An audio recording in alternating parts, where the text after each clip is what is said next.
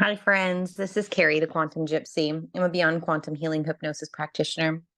I wanted to just really thank you all for listening, subscribing, sharing, commenting, any way you support this work of the quantum hypnosis information that we bring forth, or any of the other projects that I work on. I just, from the bottom of my heart, want to thank you for just sharing the space, and we can co create this all together. But this series, I've been working with so many other great practitioners. I have Sierra, I have Maja, and now I have my newest friend that's also a fellow practitioner, Elizabeth. We've been doing these great in-depth information gathering of what's gone on with the galactic history. And it's so important because with the Lyra and Vega wars, that occurred in the galactics, they also continued here on Earth. And they set a lot of the groundwork for what happened in Atlantis, Lemuria, and even Egypt. And there were great wars and cycles that came. But the good news is we are here now at this time to break the cycle. But if you feel called, like you were part of those wars, or you're part of the Lyran collective, or any of the Syrian collective, the Elohim, even the Nephilim, reptilians, draconians, any of the collectives that you feel connected with, you could be karmically carrying on that energy into this lifetime. So listen to this information. It's so enlightening of the history, and we hope to be doing more, and we're just enjoying understanding this, and we really feel called to bring and clear the energy for anyone who was connected to these lifetimes, because it's time now for us to evolve. It's time for us to break free of those cycles. And it's time for us to create the world and manifest the world in the fifth dimensional energies of what we want to create, about just love. And so we're here for it. If you feel called to have your own session of your own, please reach out to me. I will also place Elizabeth's information in the description, and any other information and links that we can also point you to. If you need any help, we're here for you. All right, guys, this is going to be part one of a who knows how many part series, but we got 3 parts out of this one channeling session alone. And Elizabeth was a great vehicle in relaying this information. So enjoy. I hope this clears, brings higher information. And yeah, we're all in this together, guys. I love you.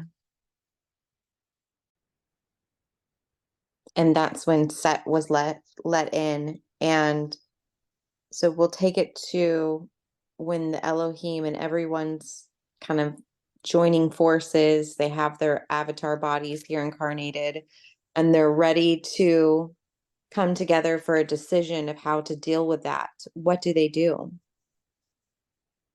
Well, we set out a challenge to Set, that we were going to have another battle with him. And he had beat the positive extraterrestrials many, many times. So he was like, this is just a piece of cake. He thought it was quite funny that they were issuing him a challenge to him again. He thought it was quite ballsy of them to keep going with this despite all of their losses. He thought it was going to be a piece of cake, but what he didn't realize was that we had destroyed his weapon that he could use to hurt Elohim beings with in physical bodies. And in destroying this weapon, he had no defense against us. He had no real defense against us. We snuck in and it was destroyed. And then he and his Draco henchmen had no defense against this. And once he found out that the weapon was gone, the weapon was destroyed, he flew into a rage and he slaughtered some of the Draco underneath him that were meant to be keeping an eye on this weapon. He flew into a rage with this one. And so they had a contentious relationship. He had a contentious relationship with the Draco. He was very much just using them to get things done. Like those cartoons that you used to watch when you were a child, where there is the Dark Lord, and then he has his stupid henchmen, and they say, "Oh yes, boss. Whatever you need, boss." This is like the memory within humanity. These sort of TV shows of this time. So he had some henchmen underneath him that were doing various things, and he liked to boss them around. He took great pleasure in taking over different colonies on the earth, the Atlantean colonies, and bossing people around. And he worked with the Dark Brotherhood as well in Atlantis. He was very much a part of the Dark Brotherhood at that time. So he worked with the humans. He knew the humans of the Dark Brotherhood, but the Dark Brotherhood were were not on his level. They did not even want to look him in the eye. They were very much his minion as well, and he made them very sure of that. He made them very aware of that he was the boss and he was the one in control. He was the powerful one. And he could do various things to them to make that known. I'm seeing that across the earth plane, in order to prove his power. If one of the humans challenged him, he would raise their body, levitate their body from the floor, and then he would cut into it and slice it open just with psychic energies. And they would be left dead, and the other humans around them would be very horrified. So they quickly knew not to mess with this being and what he did. They quickly knew that this being had capabilities and powers beyond their comprehension and knowledge, and not to mess with him. So they were very much afraid of these Nephilim beings and what they could do. They had a iron grip on the earth at that time. And they took many of the earth's tribes and just took them as part of their armies as well. And they took women from the earth as well, and created sort of control mechanisms where they would have, this is a very dark point on the earth plane. I'm sorry to talk about this, but they were creating harems of females for them to just do whatever they liked with them. So it was very, very dark and controlling. And a lot of humanity has blocked this off, blocked this out of their memories of what was happening at the time. But there are some now that are remembering Set and his reign of terror upon the earth at this time. So what they did was destroy the weapon, and then they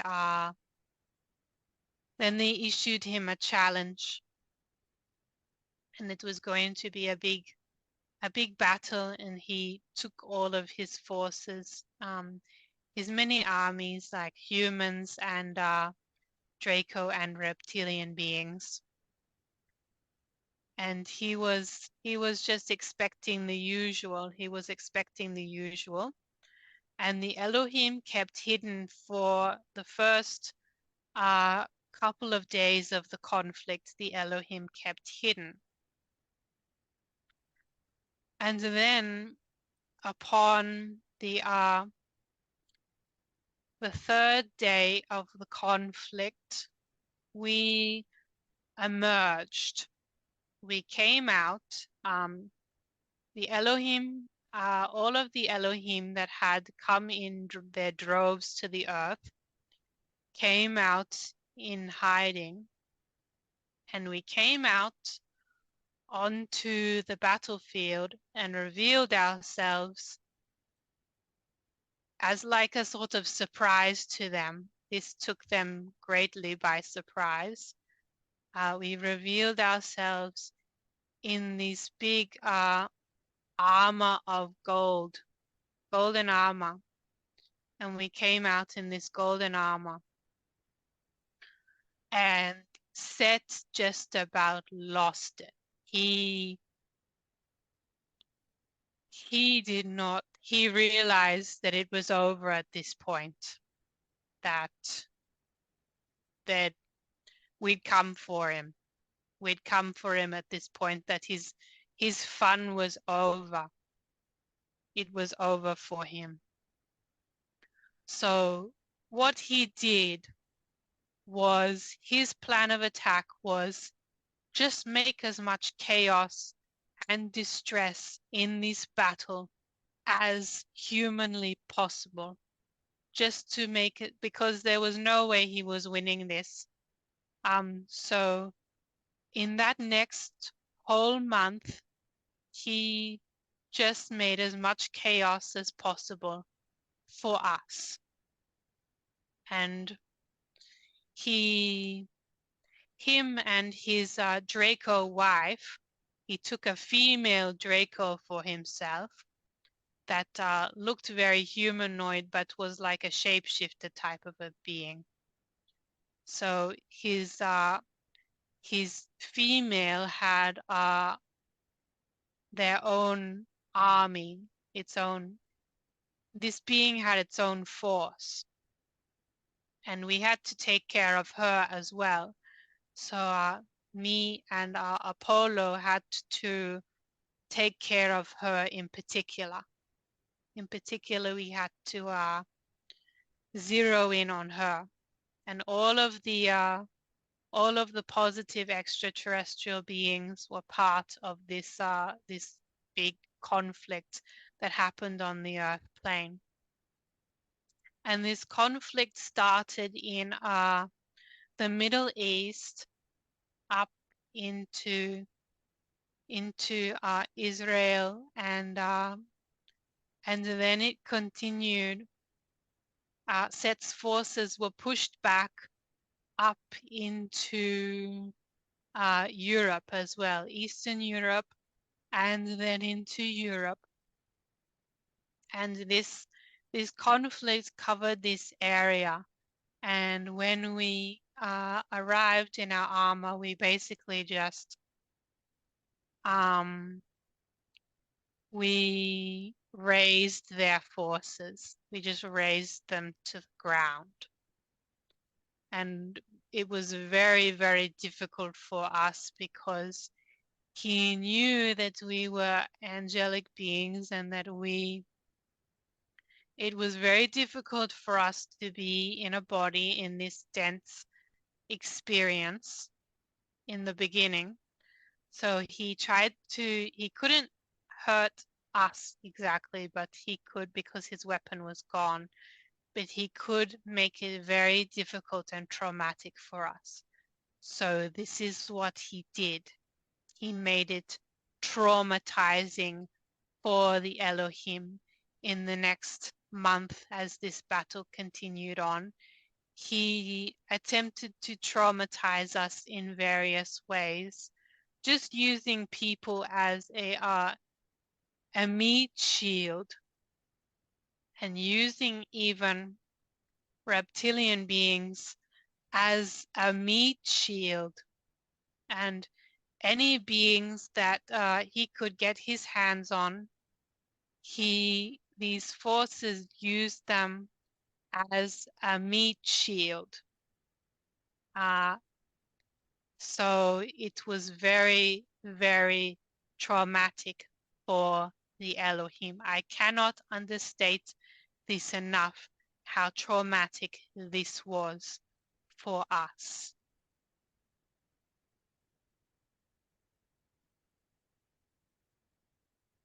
I can only imagine, and I just ask that we can neutralize, alchemize that trauma, that energy of experiencing that for all who involved, and allow it to alchemize to higher perspective, to higher frequencies, to be used for good. Yes. And this vibration has carried on. Thank you very much. Because in these places where the battle was, it was so intense that it created a reverberation of conflict that is still playing out in the Middle East today. So this energy that the Elohim are sending forth, we are anchoring this peace into the earth from this time to neutralize that, because we are coming back in a big circle and we are seeing small aspects of these conflicts play out on the earth plane today. Everything comes around in a circle. And the Middle East in that time was full of conflict, as it is now. Yes, and we just ask for that energy of just alchemization to be amplified for these current times as well. And that everyone can come to a place of peace. What ended up happening?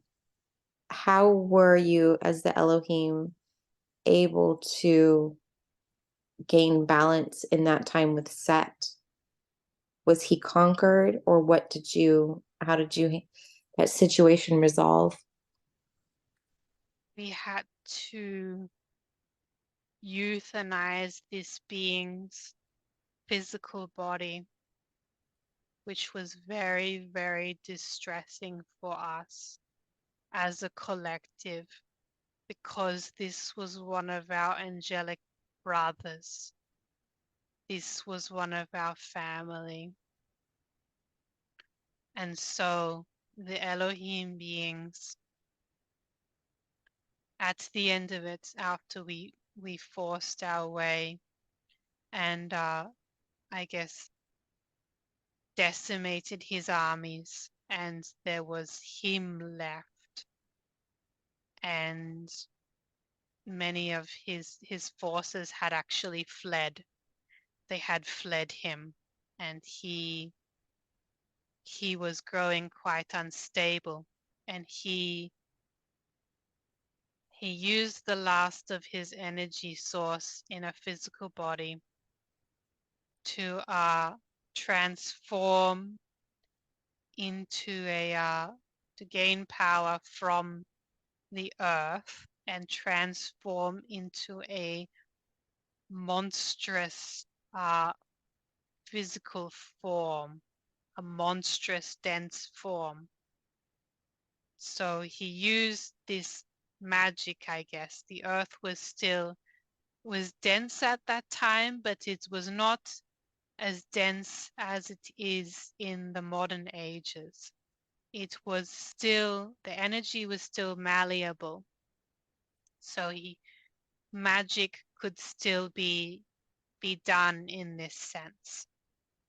And so this is where humans remember beings shape-shifting and transforming into other beings. This is where that memory comes from. But in this time, he transformed into a monstrous form, and he began to fight with us, with the Elohim beings in our physical forms. And I'm just seeing we were levitating around this big,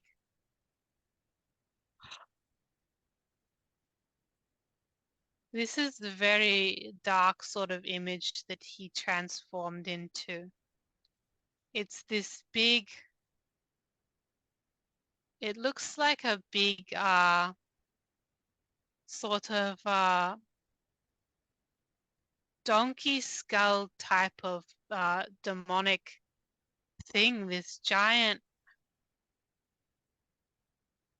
it's very, very dark, this big, like it's very hard to describe. I'm just seeing us flying around, the Elohim beings levitating around this giant dark monster that sort of looks like a very skeletal form. He's this is like his last stand, and we're binding him with light, binding him down, and he is creating as much chaos as possible on the way out. He's creating so much chaos. He just like, oh God. The human part of her is reclining at this. The human part in the back seat, the conscious mind is reclining in the back seat at what she is witnessing, where he is just pulverizing humans and various extraterrestrial beings that are just in the way. So the Elohim, she's never seen this part this close up before, what she has experienced. If it's too much, she can be an observer or just ask to not be shown that information. I'll let her make that decision. I will show this to her. She already knows deep down, but the conscious mind was just having some conflict with this. So Absolutely. it's important that she knows this, because she was a part of this. This is very important for her to know. But what I am showing her is just this being, and he is pulverizing anything that is in the way, this big monstrous form. And we as the Elohim beings are telling everyone, get out, get away from here, stay away, move out, evacuate the area, move out, move away, everyone move away. And we have to push them away. We push them away. We send a giant shockwave that just knocks them away, and some of them die, but it is better to have all of these beings out of the way while this being is doing this, is going through with this conflict with us. So we move these humans out of the way, and some of them, as we send the shockwave that pushes them back, some of them just fall on top of each other and die. It's not good. And so the conscious mind was just conflicted with this. And Yes. so the other Elohim beings, we're holding this down with these ropes of light, this being down, and he's like going, ah, ah, making this sort of a noise. And Zeus is blasting him with light, and the other Elohim beings, we've all gathered at this point, and they're just shooting him with arrows of light, and he is going, ah, making this sort of a noise, which is not very good. It's not pleasant, this situation. This is what was talked about later on in the myth of the gods versus the being Typhon. So this was a memory, a faint memory of this time, but this story is all muddled up. It hasn't been told in full. So I'm just seeing that the other Elohim beings, they are talking to Apollo, and they are telling Apollo, you need to put him down. You have this is my counterpart, Apollo. He has a great, him and I have a great strength within us to draw light straight from source, straight from our inner universes within. So this is what was required, this type of light that he was he was in charge of. This type of light was important. So Zeus was holding him down and blasting him. I'm seeing Set, and Polo is told that he needs to be okay with euthanizing this being. He is prepared.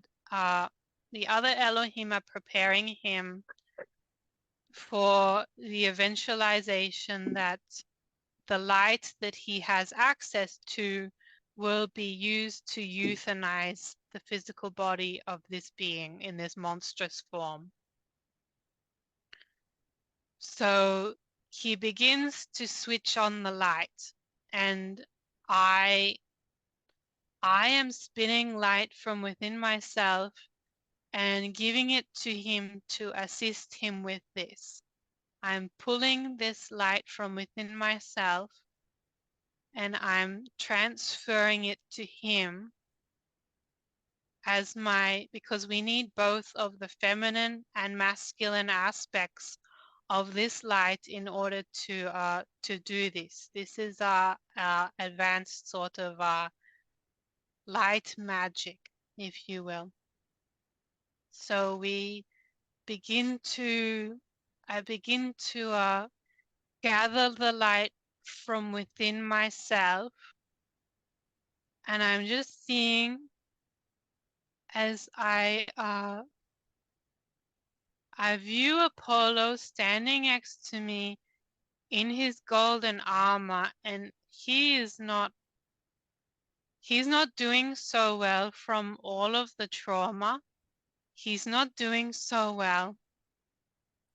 So I'm sending all of these energies to support him. I'm sending him all of this light from within myself for him to do what he needs to do. So I gather this light and I send it to him. I send this to Apollo, and I can feel we're connecting with each other as this fight is happening. We're connecting with each other and we're linking soul to soul. We're linking our souls with one another. I can feel all of his pain and all of his heartbreak as he has to do this, and all of the trauma that he has had up until this point. And I just feel this in my field, and tears come down from my face. And I know that it is time, that it's time to do this, that it's time to end this situation. And Apollo looks at me and I look at him, and we sort of nod to each other. No, tears are coming down from her face right now as she says this. We have an understanding that we need to euthanize one of our angelic brothers that has fallen into density. And this being is very dear to us from previous universes. And I'm seeing that in this sort of light energy that I share with Apollo, we remember this being and how Satan said how beautiful he was.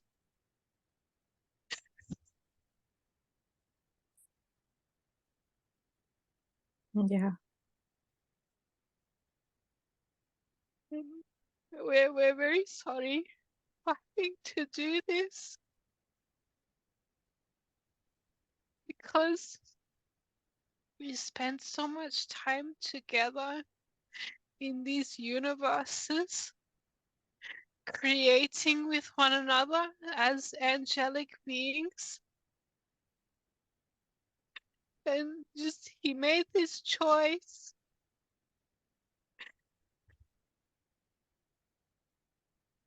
So there is this understanding that we need to do what we need to do in order to help the earth, the spirit of the earth. It's very, very complicated. Yeah. On the angelic level, this goes very, very deep to our level, this conflict. So Apollo decides that he will do it. He will help to put him down. He will help to euthanize him. And so he sends out a blast of light, and this this monstrous form screams. And we tell him, our brother, do you not remember? Do you not remember us? And he's telling us that he hates us. He hates us. He hates us so much. He hates us. And we try to get him. We don't need to do this, Set. We don't need to do this. You still have the free will choice to stop this and to just surrender. We don't have to do this. We do not need to cause you pain like this. But we will do it if it is necessary. And he just refuses. He refuses. He refuses this. And he tells us he hates us. He hates us so much. There's so much hatred in his heart that there's only hate left for us, and that we of what we did in the past with we did not allow him to be amongst the heavenly realms anymore because of the choices that he was making. So this stems from a very, very long time ago. She is seeing. And so the blast hits he disagrees to come with us and surrender. He disagrees. So the blast of light is directed at him, and he starts to flail around, and he starts to scream and whatnot. And he reverts back to his more original form, and then he turns. His physical body is just burnt to ashes. It's just like this. It is this charcoal corpse of this monstrous form as Apollo disintegrates the body. So he cannot use it again. He cannot regenerate the form. He cannot regenerate this physical form anymore with magic or anything. It was completely turned to like ashes. I'm seeing these black bones left in this place. And Apollo, he is I can tell that he is not doing very good. None of us are doing very good. We're all looking around at each other and we're looking very disheveled. We have all of this black explosion dust on our bodies, on our armor, and we're very dirty, we're filthy. And we're just looking around at each other. It's very sad, this scene. Very, very sad. We are just looking at each other, the Elohim beings, and we're just looking shocked at each other. And there's so many, there's humans and other extraterrestrial beings, and they're looking around and their eyes are very big, and there's crashed spaceships here and there, and dead horses and dead bodies, and these broken chariots. Everyone looks very wide-eyed and dirty and scared. And we make the agreement with each other, we need to go down to the river and clean. We've done what we needed to do here, and there were angelic beings that captured Set's soul.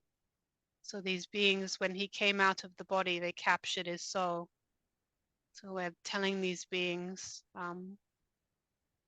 you need to take care of this and do what you need to do with this. These two archangels come down and they wrap his soul within this orb of light, and they take it away. And we're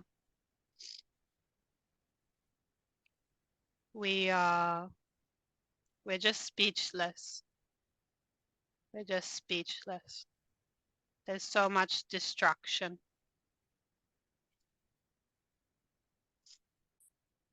And what do they do with Set's soul? Does he go back to source? He is seeing that they put him in this chamber of light, and they were feeding light to him, I guess, very slowly. It was like he was in a stasis period for quite some time, because he had violated many universal laws, actually. Yeah. Yeah. Mm. Can we ask and use our free will to send honor, gratitude, unconditional love to all who participated, were affected by this, to the chaos, that violation of free will, to the chaos? We'd like to send just alchemizing energy to the chaos that Set created by violating those universal laws, and just allow those energies to be calmed in divine flow with the one. Yes. Yes. And this has been sent out, and we had tried to make amends on the energies during this time. Of the battlefields I saw, we sang the language of the light, the Elohim light language, and this covered the battlefields with flowers, which helped to alchemize some of this very, very dense energy that had taken place here.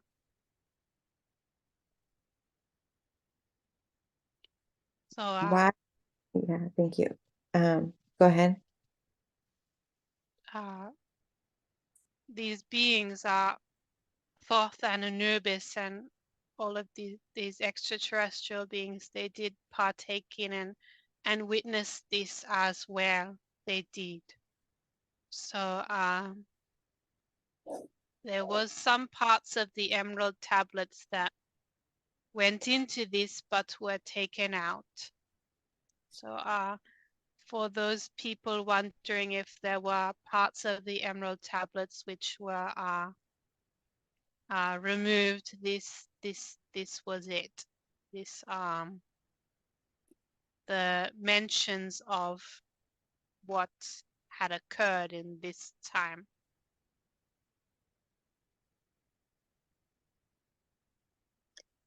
Why is, and I know one thing we learn in the emerald tablets is that nothing goes away.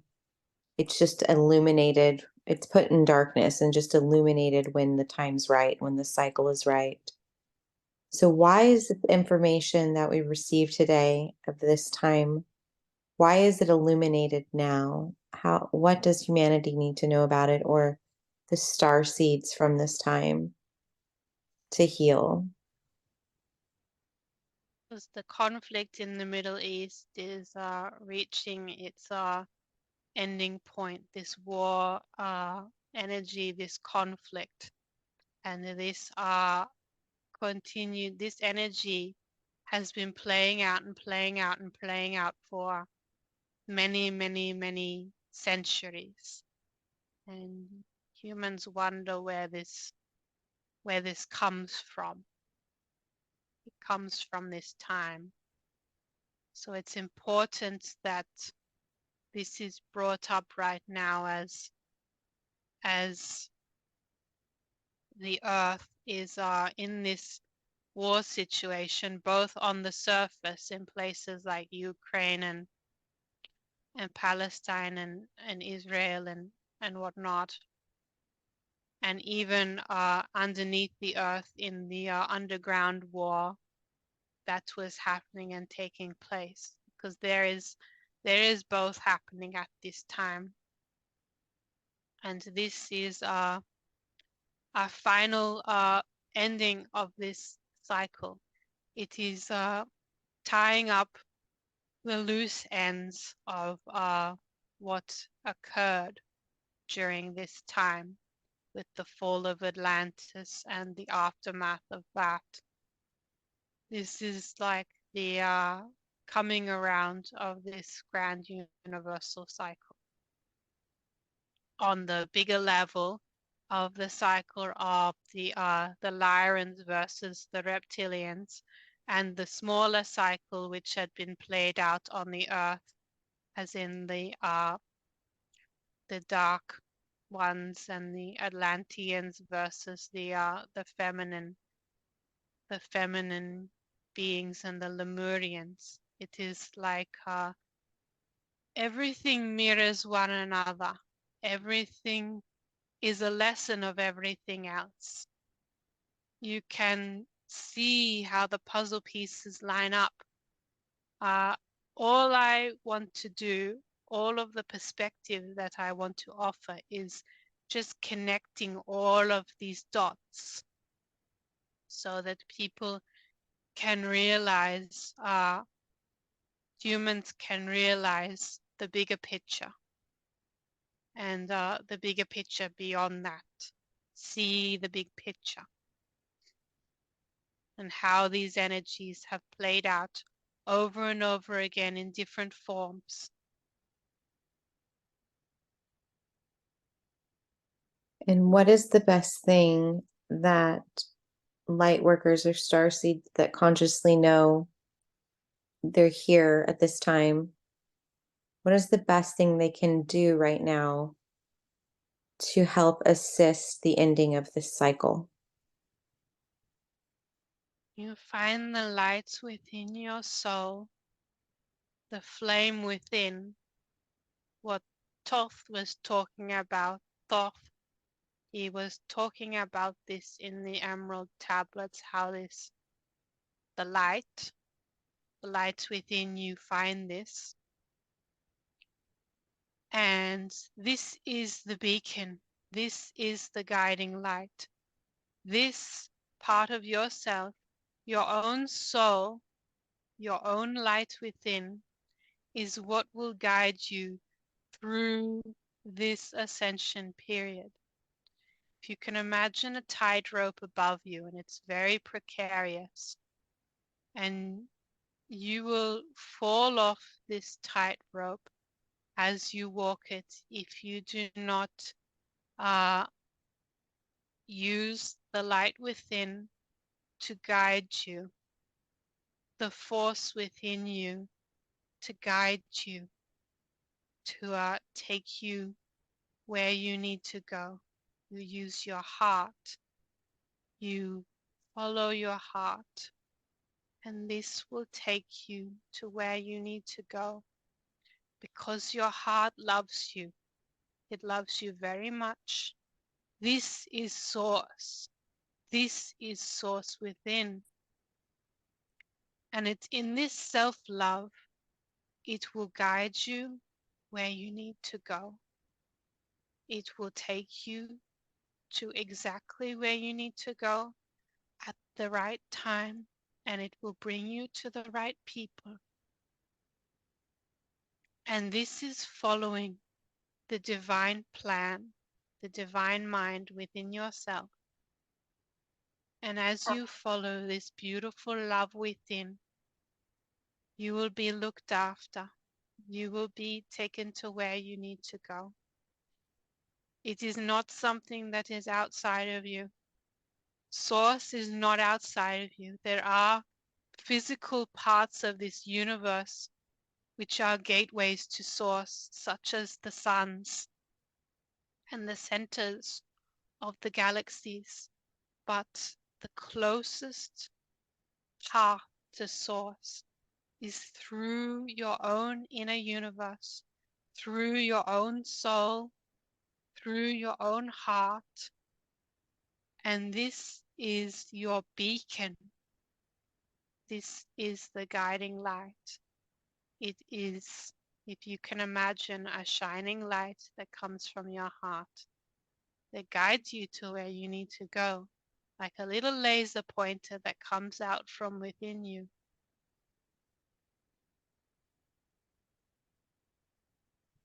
Thank you so much for this beautiful history and this beautiful understanding, even though it was hard to hear at times and we could feel the emotions of those involved.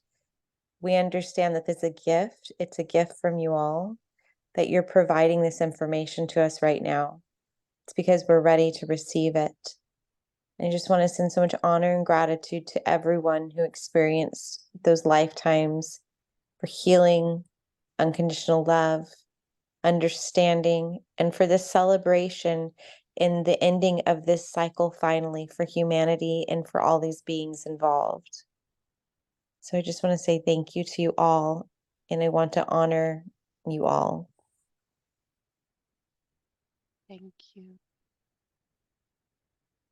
The Right. Elohim are sending their love. Thank you.